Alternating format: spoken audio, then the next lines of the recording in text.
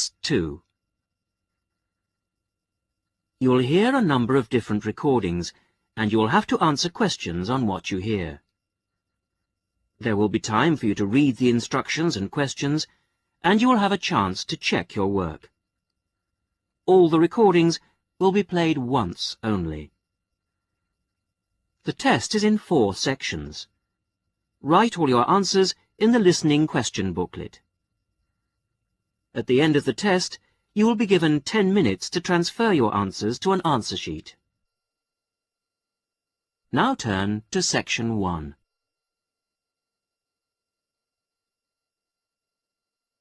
Section 1. You will hear a conversation between the receptionist of a language school and a student who has just arrived for the first morning of his English course.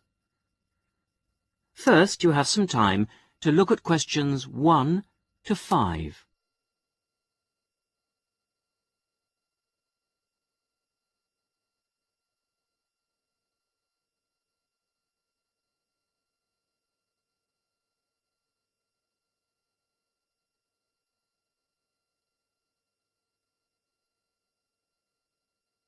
You will see that there is an example which has been done for you.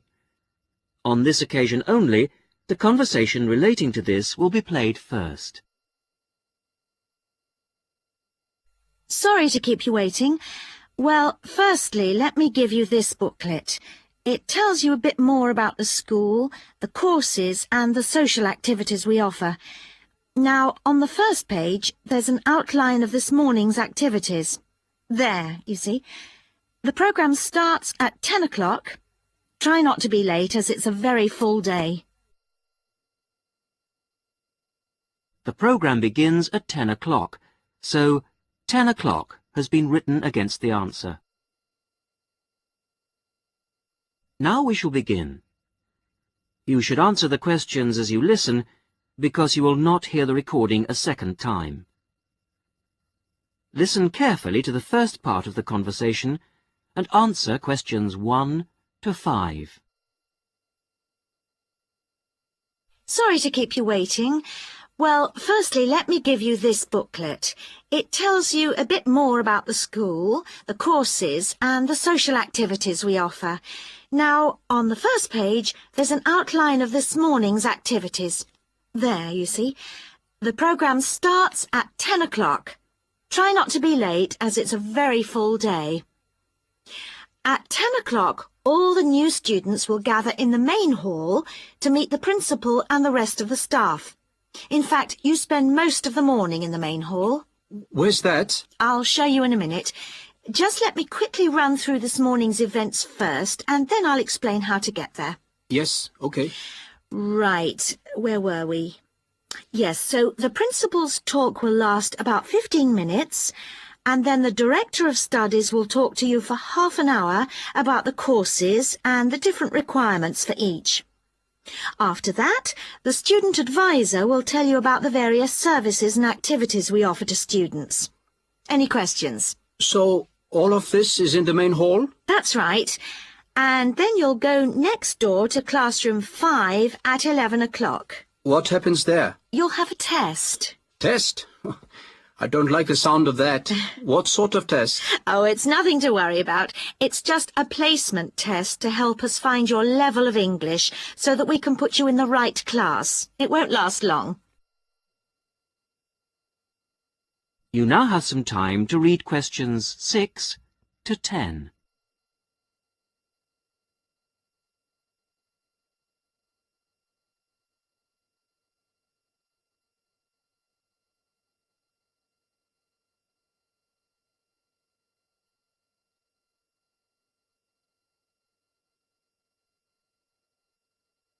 Now listen carefully and answer questions 6 to 10.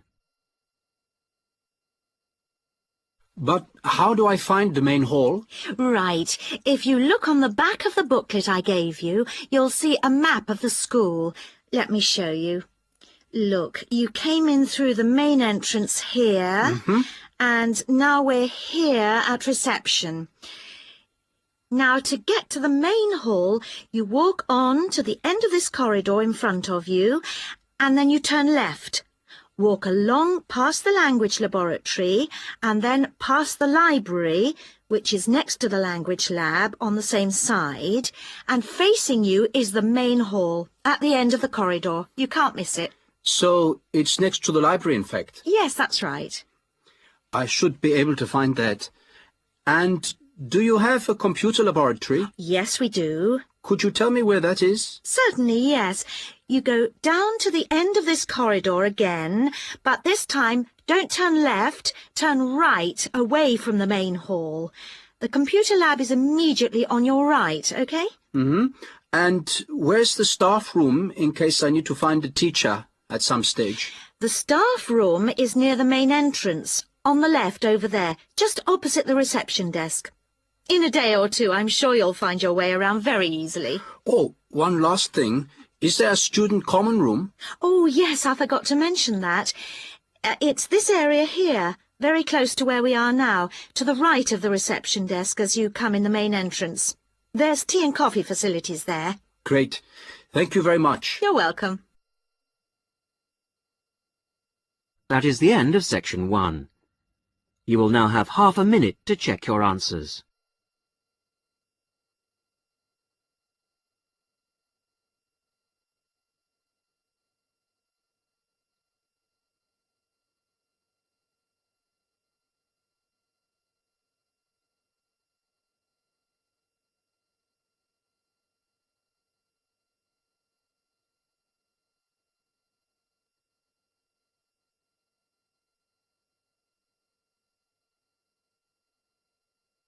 Now turn to section 2.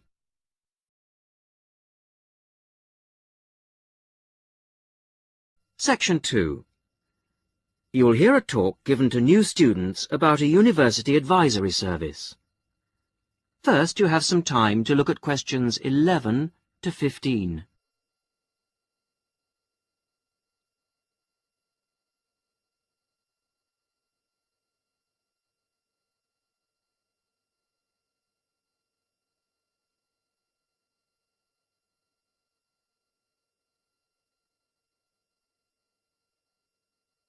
Now listen carefully to the first part of the talk and answer questions 11 to 15.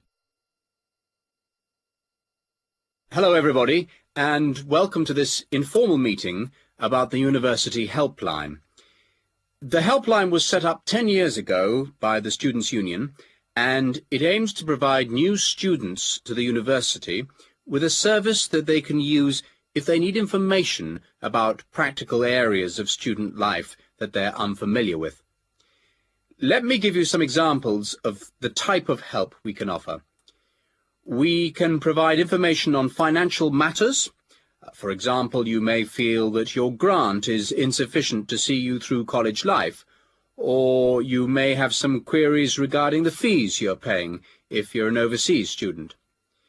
In both cases, the helpline would be able to go through things with you and see what the outcome might be.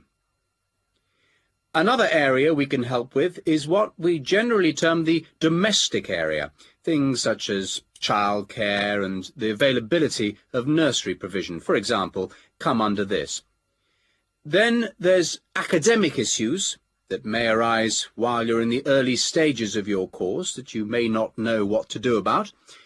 You may wish to know more about essay deadlines, for example, or how to use the library. There are all kinds of questions you will find yourself asking and not knowing where to get quick answers from. The helpline would be able to provide these. The last example I've given here is simply termed social. And yes, there is a lot of social life here, but you may have a particular interest you wish to pursue, or you may wish to participate in outings or trips if you don't know many people at the moment. Before you hear the rest of the talk, you have some time to look at questions 16 to 20.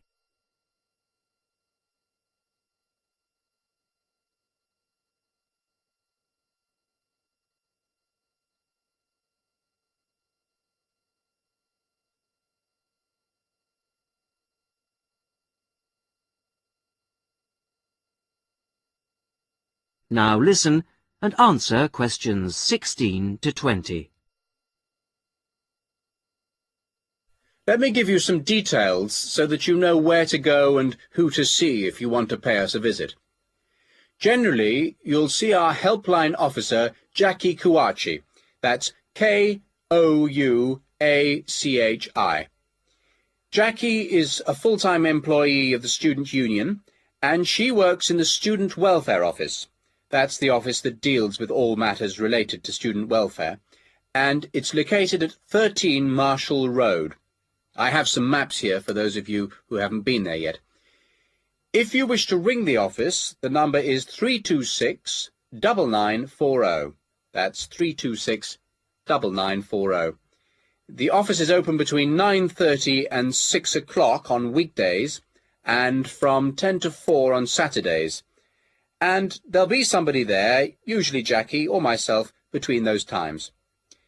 If you want to make an appointment, you can phone or call at the office in person. Please note that it may not be possible for anyone to see you straight away, particularly if it's a busy time, lunchtime for example, and you may have to go on the waiting list and then come back later. Well, enough from me. Any questions? That is the end of section 2. You will now have half a minute to check your answers.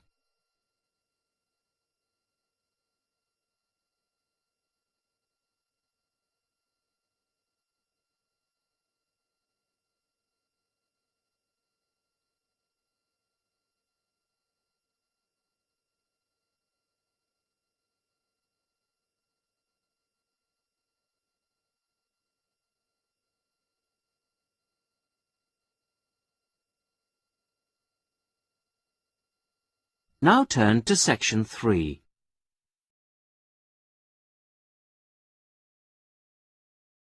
Section 3. You will hear the beginning of a tutorial on a business studies course. The tutor is discussing job interviews with two students, Muriel and Dave. First, look at questions 21 to 24.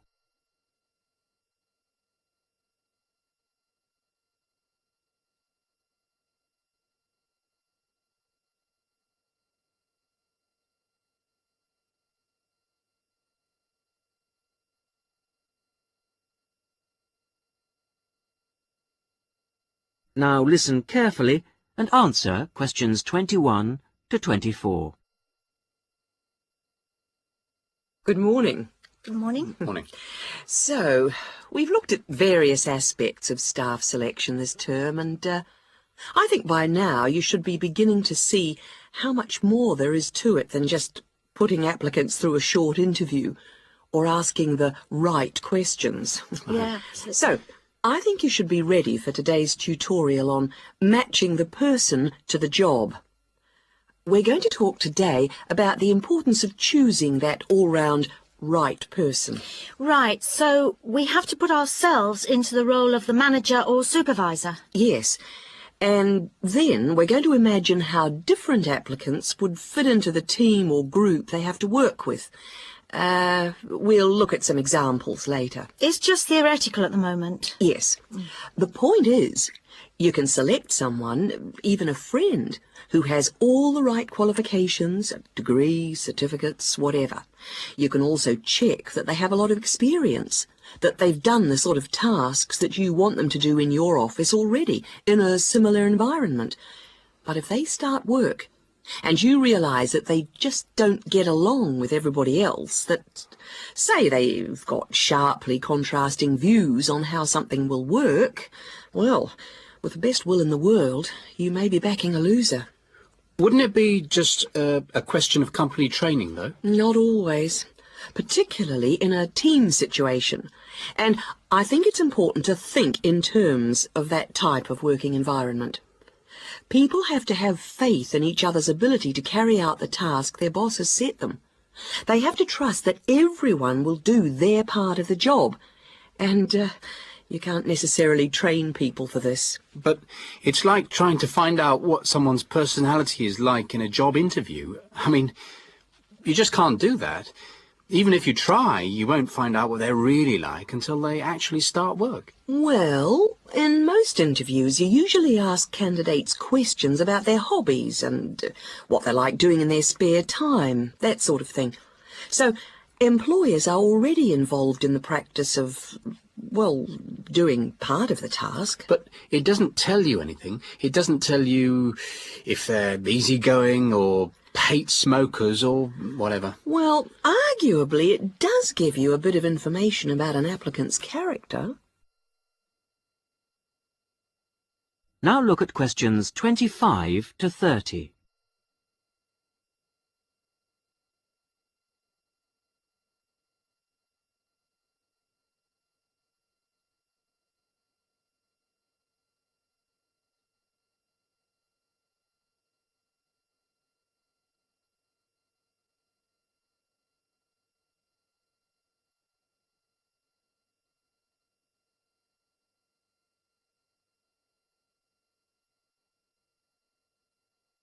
Now, as the tutorial continues, listen and answer questions 25 to 30.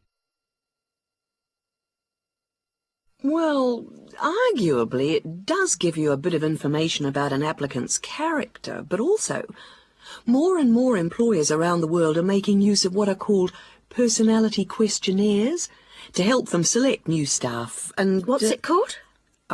A personality questionnaire.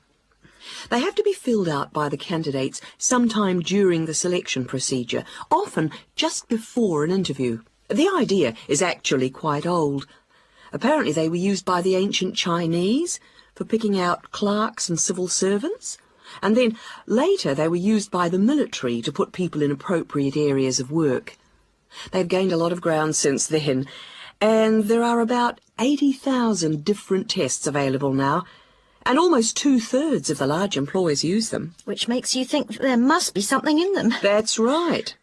They ask the sort of questions that you might expect, like, do you like working under pressure, or are you good at keeping deadlines? And what if people can see through them and just write what they think the employer wants to see? Well, that's always a possibility. I mean, it's human nature to lie, isn't it? Well, that's the point. Apparently it isn't.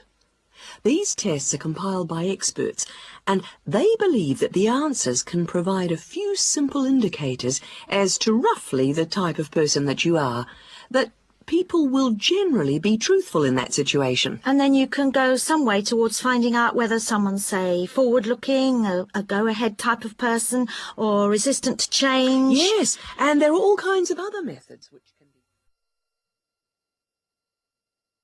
That is the end of section 3. You will now have half a minute to check your answers.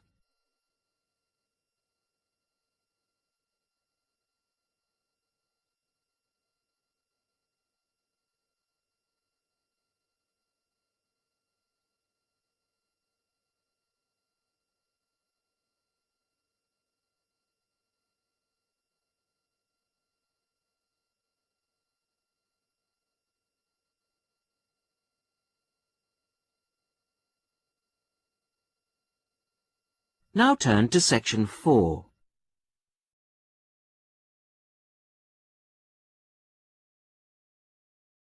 Section 4.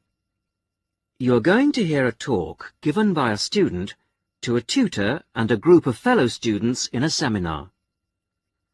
First, you have some time to read questions 31 to 34.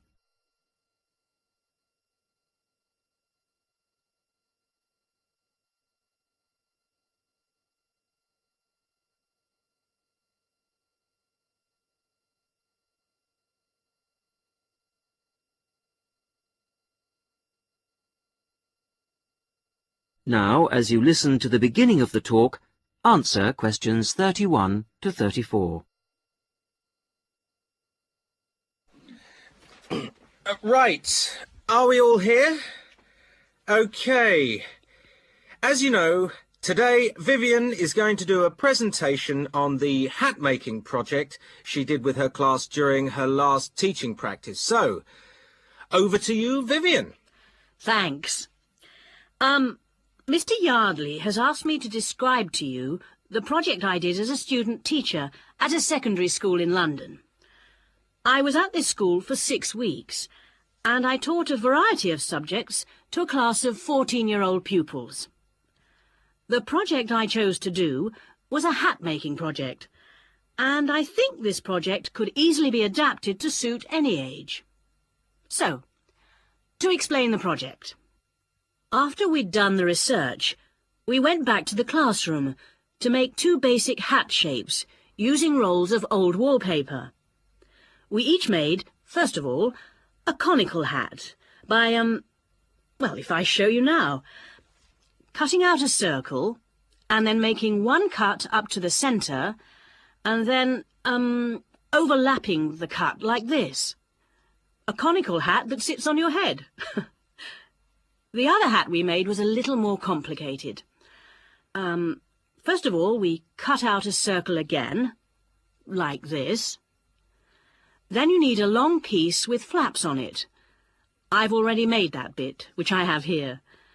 You bend the flaps over and stick them with glue or Pritt stick to the underside of the circle, like this.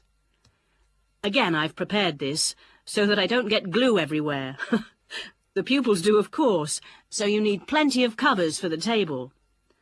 And there you have a pillbox hat, as in pill and box. Now, variations and combinations of these 2 hat shapes form the basis of the pupils' final designs. Now you have some time to look at questions 35 to 40.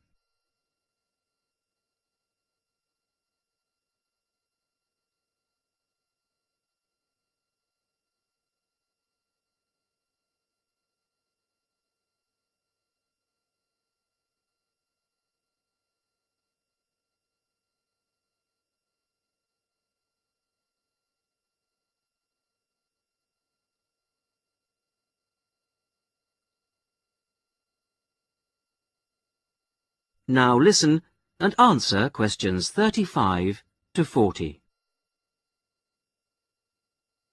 The next stage of the project was the design phase, and this involved, first of all, using their pages of research to draw a design of their hat on paper. That's the easy part. They then had to translate their 2-dimensional design into a form to fit their head. I encouraged them to make a small-scale, 3-dimensional hat first, so that they could experiment with how to achieve the form they required. And I imposed certain constraints on them to keep things simple. For example, they had to use paper, not card. Paper is more pliable and easier to handle. They also had to limit their colours to white, grey, or brown shades of paper, which reflected the colours of the buildings they were using as a model for their hats.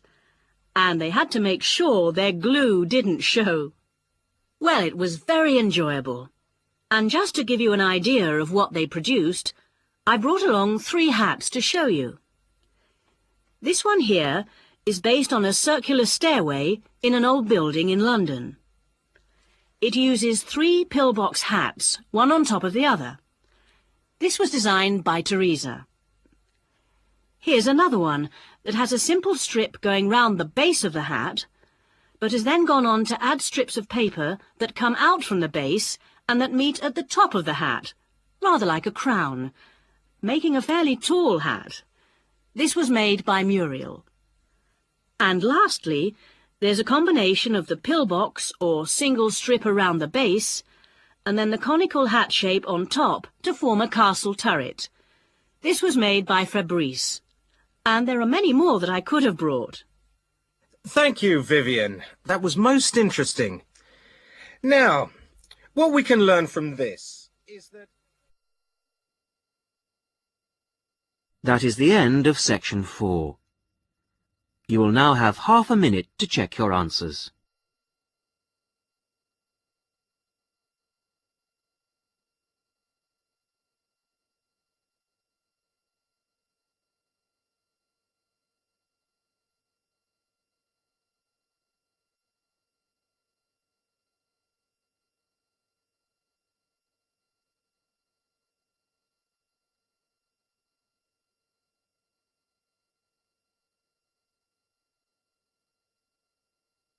That is the end of the listening test.